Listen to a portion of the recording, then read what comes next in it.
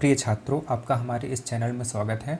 आज हम बात करेंगे कि विज्ञान क्या है, इसकी उत्पत्ति कैसे हुई और इसकी शाखाएं क्या क्या हैं।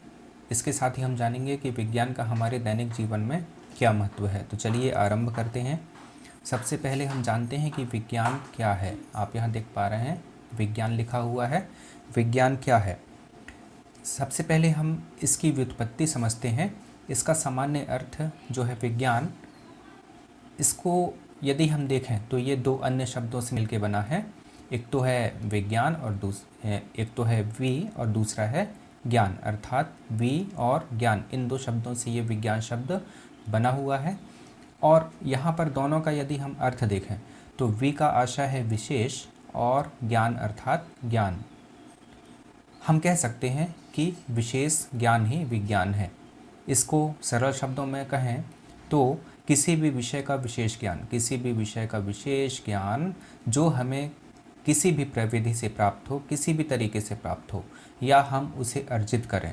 यहाँ पर दो चीज़ें हैं, प्राप्त हो या अर्जित करें। क्या कहलाता है? विज्ञान कहलाता है। फिर से बता देता हूँ, किसी भी विषय का विशेष ज्ञान जो हमें किसी भी प्रविधि से प्राप्त हो या उसे हम अर्जित करें, विज्ञान कहलाता है। ठीक है, क्या कहलाता है? विज्ञान। अब हमें यहाँ पर यह जान लेना चाहिए कि हमें जो ज्ञान होता है वो हमारी इंद्रियों की सहायता से होता है और हमारी इंद्रियाँ जो हैं उनकी संख्या 5 होती है। एक है आँख, कान, नाक, जीभ और त्वचा। यहाँ पर हाथ का चित्र बना हुआ है, ये त्वचा को प्रदर्शित कर रहा है। फिर से बता देता हूँ, आँख, कान, नाक, जीभ और त्वचा, ये जो 5 इंद्रियां हैं हमारी, इन्हीं से कोई भी सूचना हमारे मस्तिष्क तक जाती है और हम फिर उस विषय वस्तु का जो है या सूचना का विश्लेषण करते हैं और किसी भी निश्चित निष्कर्ष तक पहुंचते हैं। तो ये था विज्ञान का सामान्य अर्थ।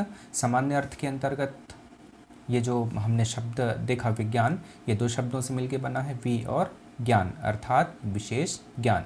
किसी भी विषय के विशेष ज्ञान को हम क्या कहते हैं?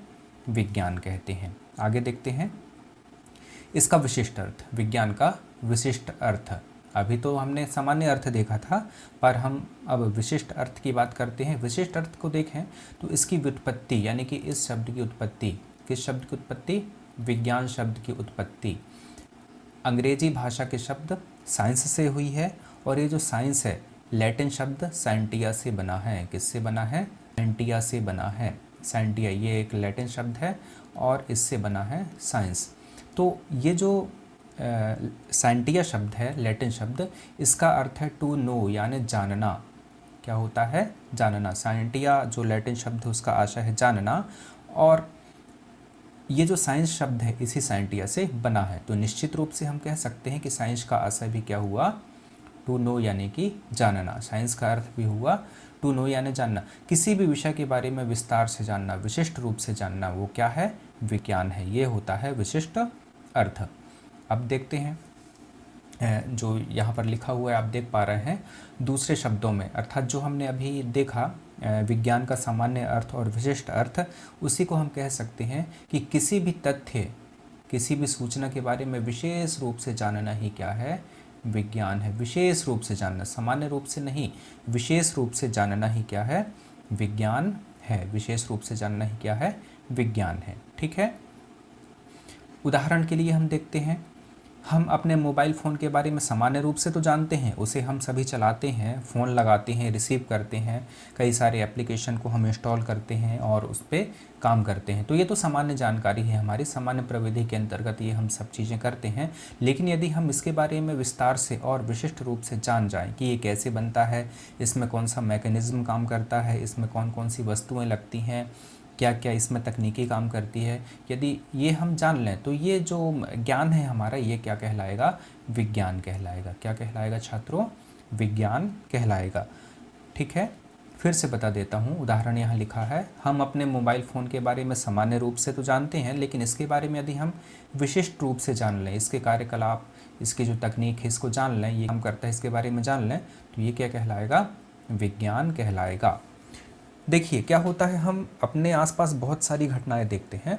जैसे हम रोज़ देखते हैं कि दिन होता है, फिर उसके बाद रात होती है, सूर्योदय होता है, सूर्यास्त होता है, ऋतुओं का परिवर्तन होता है, वर्षा ऋतु के बाद शीत ऋतु आती है, ग्रीष्म ऋतु आती है। ये सभी घटनाएं एक क्रम से जो हैं चलती रहती हैं। तारों का टिमटिमाना, कई सारी घटनाएं हैं, हवा का चलना, बहुत सारी हम घटनाएं देखते हैं।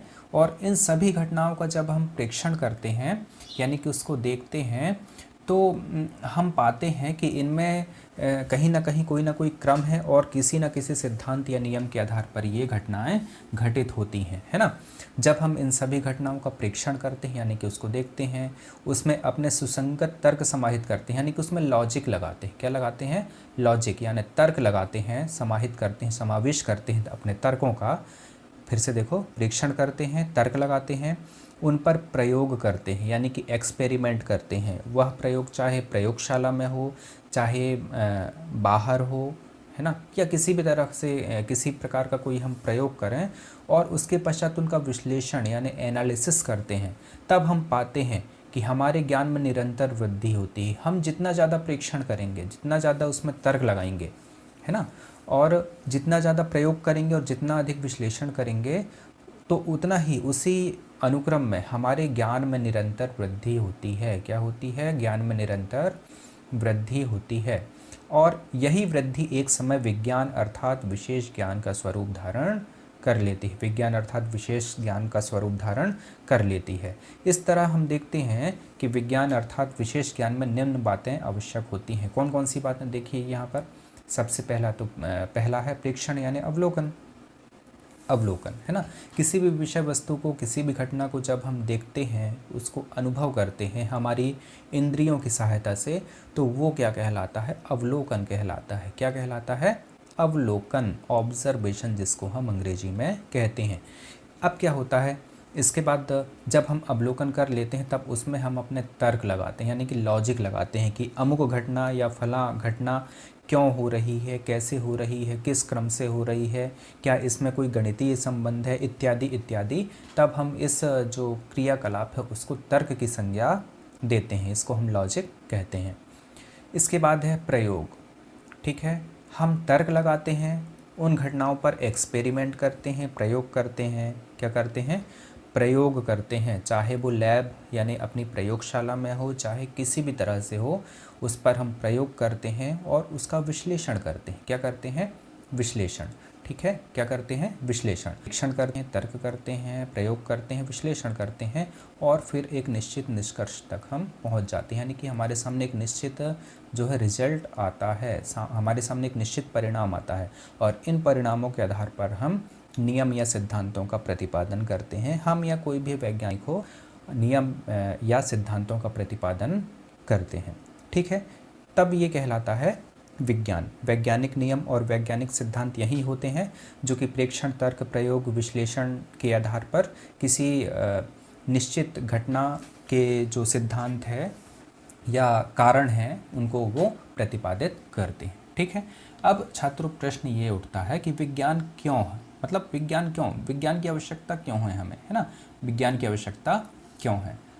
देखिए क्या होता है, हम अपने आसपास बहुत सारी घटनाओं के बारे में चर्चा करते हैं, देखते हैं, है ना, उनका विश्लेषण करते हैं और इन घटनाओं को यदि हम न समझें तो हमारा जीवन जो है मतलब कहना चाहिए कि ज्ञानवान नहीं हो पाएगा। हमारे जीवन में हम ज्ञान को समाहित नहीं कर पाएंगे और हमें बहुत सारी कठिनाइयों का अनुभव करना पड़ सकता है। तो इसलिए आसपास घटने वाली घटनाओं को अधिक से अधिक समझना, जीवन में खुद को सुखद बनाना यानी कि जीवन को सुखद या सुलभ बनाना, अनेक विषयों की भविष्यवाणी करना आदि इसके उद्देश्य होते हैं ताकि मानव जीवन सुखद और सुलभ बन सके, है ना। मतलब हमारे जीवन को सुविधाजनक बनाने के लिए विज्ञान की आवश्यकता है, ऐसा हम कह सकते हैं।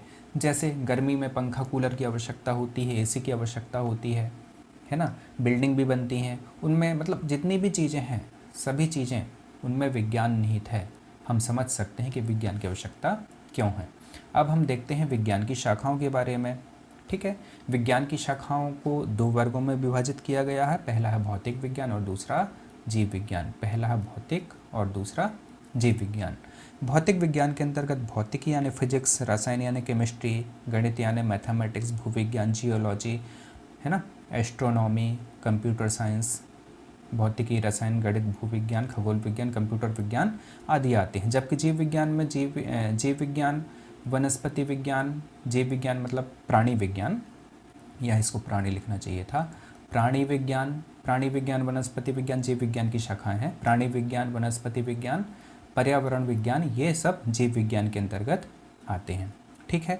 अब यहाँ पर चूँकि हम फिजिक्स की यानी कि भौतिकी की बात कर रहे हैं, इसलिए हम इन सभी शाखाओं को विस्तार से यहाँ नहीं समझेंगे। आगे के अध्यायों में मैं आपको बताऊँगा इनके बारे में।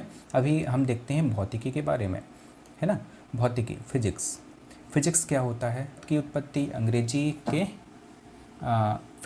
भौतिकी शब्द अंग्रेजी के फिजिक्स शब्द का हिंदी रूपांतर है। भौतिकी शब्द अंग्रेजी के फिजिक्स शब्द का हिंदी रूपांतर है, यानी कि भौतिकी शब्द की उत्पत्ति इस फिजिक्स शब्द से हुई है। और ये जो फिजिक्स है अंग्रेजी का शब्द, इसकी उत्पत्ति ग्रीक शब्द फ्यूसिस से हुई है। किससे हुई है? फ्यूसिस से हुई है। और इस फ्यूसिस का अर्थ होता है नेचर यानी प्रकृति। ठीक है, क्या? प्रकृति। तो स्पष्ट है कि फिजिक्स में यानी कि भौतिकी में प्रकृति व प्राकृतिक घटनाओं का अध्ययन किया जाता है। इसके अंतर्गत उन मूलभूत नियमों और सिद्धांतों का अध्ययन किया जाता है जिन पर प्राकृतिक घटनाएं आधारित होती हैं। क्या घटनाएं आधारित होती हैं? प्राकृतिक घटनाएं आधारित होती हैं। एक उदाहरण लेते हैं। न्यूटन एक वैज्ञानिक थे। उन्होंने देखा कि सेब गिरता है। वो बैठे हुए थे एक पेड़ के नीचे और वहाँ से सेब जो है, सेब फल जिसको हम कहते हैं एप्पल, वो गिर रहा है। तो उन्होंने इसका विश्लेषण किया। क्या विश्लेषण किया? कि क्या सेब ही ऐसा फल है जो गिरता है, या अन्य फल भी गिरते हैं, या सभी वस्तुएं पृथ्वी की ओर गिरती हैं, यानी कि ऊपर फेंकने पर वो पृथ्वी पर गिरती हैं। इन सभी घटनाओं का उन्होंने विश्लेषण किया, है ना, इनका अध्ययन किया और उन्होंने निष्कर्ष तक पहुँचे कि कोई भी वस्तु जो है वो पृथ्वी पर गिरती है, यानी कि पृथ्वी में एक बल होता है जिसके कारण वो वस्तुएं पृथ्वी पर गिरती हैं। तो आज के अध्याय में इतना ही। आगे के जो आगे की विषय वस्तु है मैं उनको आगे की वीडियोज़ में बताऊँगा। तब तक के लिए जय हिंद।